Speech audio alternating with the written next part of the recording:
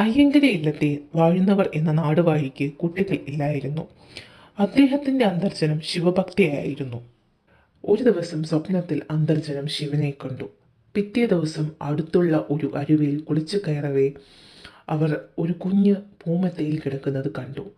കുട്ടിയെ എടുത്ത് വീട്ടിലേക്ക് കൊണ്ടുവന്ന് അവർ സ്വന്തം മകനെ പോലെ വളർത്തി തുടങ്ങി.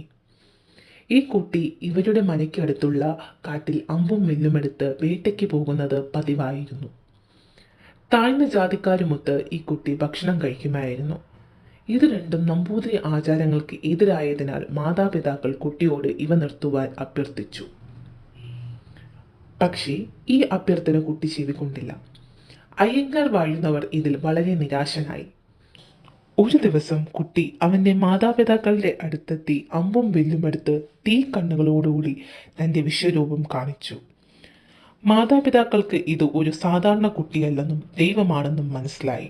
അവർ അവൻ്റെ മുന്നിൽ സാഷ്ടാംഗം നമസ്കരിച്ചു.